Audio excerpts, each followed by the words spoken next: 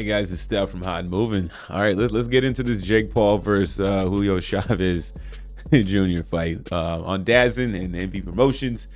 I got quite a few things to say, but I'll try to keep this video brief. I'll I'll let the real boxing guys give their real analysts out on these YouTube streets. But just as a casual watcher and been tracking Jake Paul progress, it's been kind of love or hate as he's taken boxing, as he says, wants to take boxing more seriously. Okay, some few questionable fights in terms of how he looks, the opponents. He'll have glimpses of, okay, I see the improvement, and then I'll see how he'll fight guys, and I'm like, okay, I really don't see him getting tested that much. You know what I'm saying?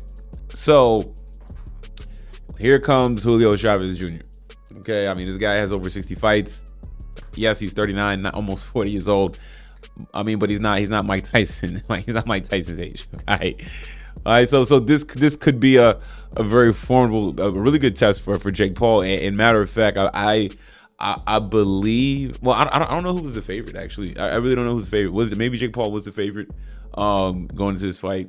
If I can recall, I'm not really sure. But either way, it's like, okay. I mean, I wouldn't be surprised if Julio Chavez Jr. Had won the fight. He hasn't fought.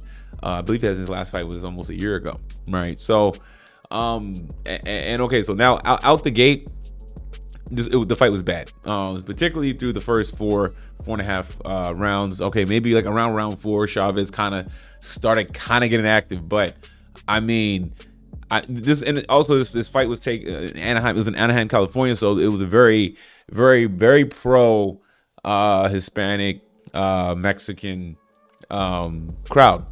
All right, and heavy support for Julio Chavez Jr. All right, and it's just I was disappointed in his performance pretty much throughout the entire fight. He didn't look out of shape. It didn't seem like his condition was that bad. I mean, he didn't seem like he got tired, honestly, that much. Cold hands wasn't active. Jake Paul was more active, a lot more activity, body shots, throwing jabs, even when Jake was missing. Jake, I'm seeing a little improvement, but not a whole lot. He still boxes kind of the same, and just from how I see it, okay, I'm sure he's probably. I mean, he has been getting better, but I really didn't see him get tested that much in this fight, honestly. The latter rounds, 9 and 10, Chavez was picking it up, putting more pressure. Where was his activity earlier? Chris Mannix, who was doing the scoring, one of the commentators, was like, "Yo, I mean, he's not. I mean, look, the first 5 rounds, 6 rounds, 7 rounds. I mean, like Jake Paul. Julio Chavez didn't win anything. He finally won a round, and he finally won round 9.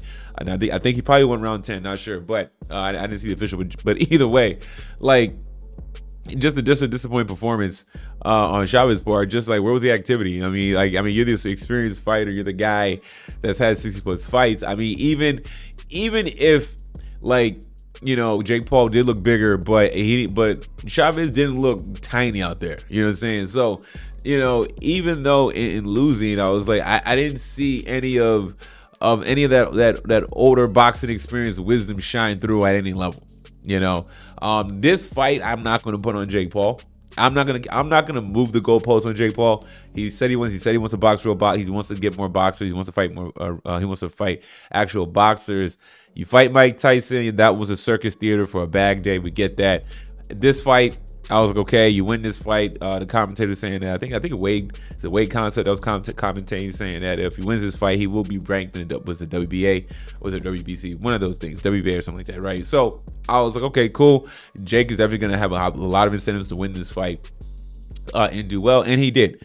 So he definitely kind of got tired. Jake Paul was definitely getting tired in the later rounds. You saw that show more. He kind of was slipping up, getting a little more tired. You notice him getting more tired in the 8th and so on throughout. But Jake already had banked a lot of rounds, and even the onslaught when Chavez decided to wake up, Jake still kind of was fighting back still. You know what I'm saying? The problem I see with Jake Paul, it seemed like his conditioning is kind of off to me. It seems like he gets tired fairly early, and I want to say it kind of starts, to me, when I watch him fight, he looks like he starts getting tired around round 5, or between round 5 and 7 is where I see Jake Paul kind of start having heavier arms and heavier legs. And that's kind of how I saw how Chavez was able to put some more pressure on, but too little too late. And he's able to survive it. Okay, so and Jake definitely took some shots towards the end of this fight. So strong chin. Jake Paul does have a strong jaw. But the power shots, the power wasn't there in the shots in the later rounds. So those are things I'm noticing. One of those things that he notices himself, his camp notices. But nonetheless, he got the win. He got the win. And we talked about having real boxers, fighting real boxers, and he got that. So great fight. It was entertaining. But on Chavez Jr. part, you know what I'm saying? I mean, it was feeling like you were there for a bag. He wasn't working the body. He wasn't doing anything. Wasn't using the jab. Wasn't utilizing much. Jake Paul was moving him all around the ring, basically cutting it off, walking him back many times. You know what I'm saying? It clearly looked like Jake Paul had a better training camp. Or looked like the sharper boxer, and you would think somebody like Chavez could even if he didn't have the physical, the power shots, or the athleticism like Jake Paul, you would think that just his experience alone would allow him to make this fight a lot more interesting earlier and in the middle rounds.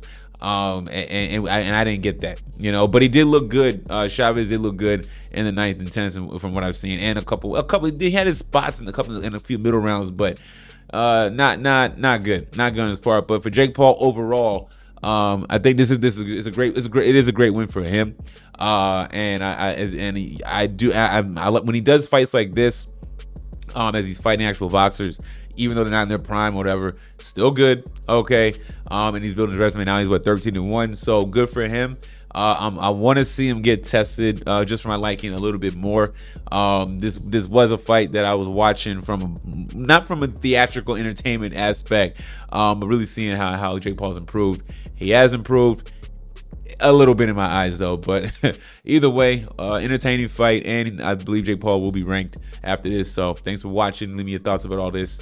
Please like, subscribe. I'm out.